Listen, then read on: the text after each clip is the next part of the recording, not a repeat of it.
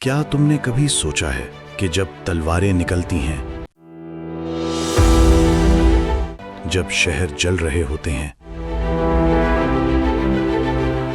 جب خون زمین کو سرخ کر دیتا ہے، تب کوئی ایسا بھی ہو سکتا ہے جو جیت کر بھی بدلہ نہ لے؟ یہ کہانی ہے اس آدمی کی جس نے جنگ کو نفرت نہیں انصاف بنایا، جس کا نام تھا صلاح الدین ایوبی۔ 12ویں صدی، مشرق کا زمین ٹکڑوں میں بٹ چکا تھا، مسلم دنیا بکھر چکی تھی، اور جیروسلم اب غیروں کے قبضے میں تھا۔ شہر کے دروازوں پر اجنبی پرچے، مسجدوں کے اندر خوف کا سناٹا، اور لوگ ہر روز کسی نئے ظلم کے انتظار میں۔ تب کسی کو نہیں پتا تھا کہ اندھیروں کے بیچ سے ایک روشنی جنم لینے والی ہے۔ تخرید کی تنگ گلیوں میں ایک بچہ بڑا ہو رہا تھا، نہ شور نہ شو، صرف گہری سوچ والی آنکھیں۔ یہ بچہ تھا صلاح الدین۔ وہ کھلونے نہیں کھیلتا تھا، وہ تلوار کی آواز سمجھنے کی کوشش کرتا تھا۔ لوگ کہتے تھے یہ بچہ عام نہیں، مگر کسی کو کیا پتا تھا یہ بچہ آگے چل کر تاریخ بدل دے گا۔ وقت گزرتا گیا، صلاح الدین نے قرآن سیکھا، انصاف سمجھا، اور صبر کو اپنی طاقت بنایا۔ وہ شور سے نہیں، خاموشی سے سیکھتا تھا، اور پھر ایک دن اس کی زندگی کا رخ بدل گیا۔ دنیا ٹوٹ رہی تھی، مسلمان حکمران آپس میں الجھے ہوئے تھے، اور دشمن ہر طرف سے قریب آ رہا تھا۔ صلاح الدین نے پہلی دفعہ جنگ دیکھی، تلواریں چمکتی ہوئیں، گھوڑوں کی دوڑ، اور زمین پر گرتا ہوا انسان۔ مگر اس کی آنکھوں میں ڈر نہیں تھا، اس کی آنکھوں میں سوال تھا، کیا جنگ ضروری ہے یا انصاف؟ وقت نے اسے آگے بڑھایا۔ وہ نور الدین زنگی کے ساتھ جڑا، اور دھیرے دھیرے ایک سپاہ سالار بن گیا۔ ایجپٹ کا کنٹرول، پالیٹکس کی سمجھ، اور سب سے بڑھ کر لوگوں کا بھروسہ۔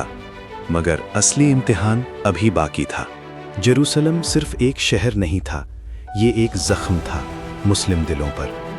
مسجد اقصیٰ کی دیواریں اب غیروں کے پاؤں کی آہٹ سنتی تھیں۔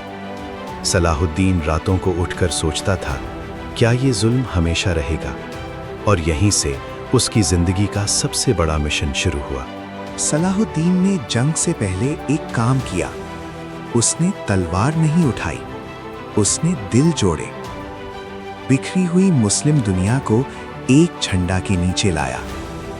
کچھ لوگ سمجھے یہ ممکن نہیں، مگر وہ جانتا تھا اگر دل ایک ہو جائیں تو دنیا جھک سکتی ہے۔